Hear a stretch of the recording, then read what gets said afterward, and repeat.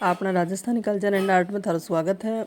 मैं कथा सुनाऊंगी मोहिनी एकादशी की। आज वैशाख शुक्ला एकादशी है, तो मोहिनी एकादशी को प्रेम से कथा सुनो। पसंद आ जाए तो लाइक करियो।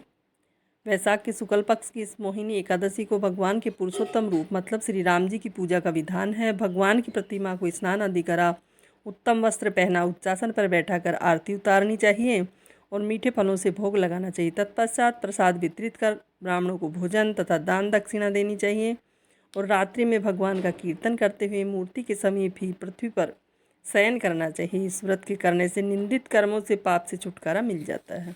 बोलो विष्णु भगवान की जय। धर्मराज कथा शुरू कर रही हूँ। धर्मराज युधिष्ठिर बोले कि हे कृष्ण जी, वैशाख मास की शुक्ल पक्ष की एकादशी का क्या नाम है तथा उसकी क्या विधि है और सब विस्तार पूर्वक सुनाइए। श्री कृष्ण भगवान बोले कि हे धर्मनंदन, मैं आपसे एक पुरातन कथा कहता हूँ जिसको महर्षि वशिष्ठ ने श्री रामचंद्र जी से कहा था। श्री रामचंद्र जी बोले कि हे गुरुदेव, आप मुझे कोई ऐसा व्रत कहिए जिससे समस्त पाप और दुख नष्ट हो जावे। मैंने जनक नंदिनी श्री सीता जी के वियोग में बहुत दुख भोगे हैं, अतः अब आप कोई व्रत बतलाइए। महर्षि वशिष्ठ जी बोले, हे राम, आपने बहुत सुंदर प्रश्न किया है। आपकी बुद्धि अत्यंत शुद्ध और पवित्र है। आपके नाम के स्मरण मात्र से ही मनुष्य पवित्र हो जाता है, इसीलिए आपका यह प्रश्न लोकहित में अवश्य आएगा। वैशाख मास में शुक्ल पक्ष में जो एकादशी होती है उसका नाम मोहिनी है। इस एकादशी का व्रत करने से मनुष्य के समस्त पाप तथा दुख कट जाते हैं। उसके व्रत के प्रभाव से मनुष्य मोह जाल से छूट जाता है। अतः हे राम, इस एकादशी का व्रत दुखी मनुष्यों को अवश्य ही करना चाहिए। मोहिनी एकादशी के व्रत में मनुष्य के समस्त पाप नष्ट हो जाते हैं।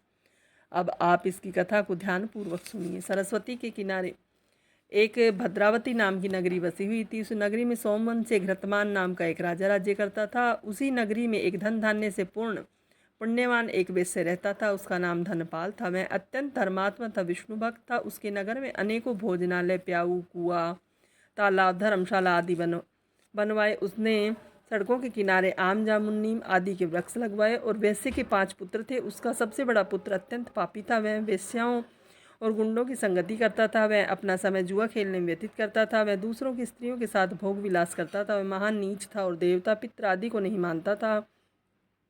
वह अपने पिता के धन को बुरे व्यसनों में खर्च किया करता था। वह मदपान तथा मांस का भक्षण किया करता था।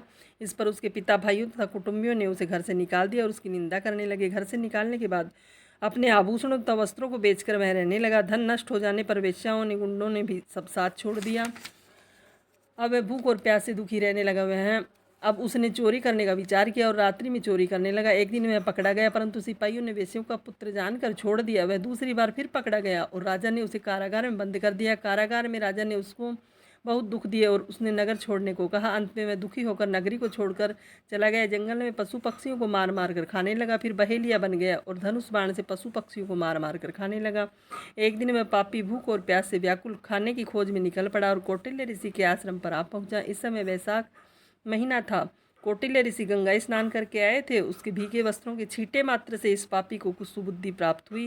वह पापी मुनि के पास जाकर हाथ जोड़कर कहने लगा, हे मुनि, मैंने अपने जीवन में पाप किए हैं। आप उन पापों से छूटने का कोई साधारण और बिना धन का उपाय बतलाइए। तब ऋषि बोले कि तू ध्यान देकर सुन। तू वैशाख मास के शुक्ल पक्ष की एकादशी का व्रत कर। इस एकादशी का नाम मोहिनी है।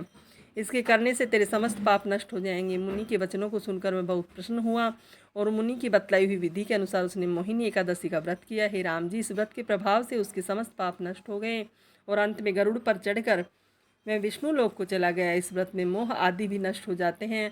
संसार में इस व्रत के अन्य कोई श्रेष्ठ व्रत नहीं है। इसके माध्यम के स्वर्ण पठन से जो पुण्य होता है वह पुण्य 1 सहस्त्र गोदान के पुण्य के बराबर होता है। तो ये मोहिनी एकादशी का जो व्रत नहीं करता है वो भी इस कथा को सुनने मात्र से ही बहुत पुण्य मिलता है। बोले विष्णु भगवान की।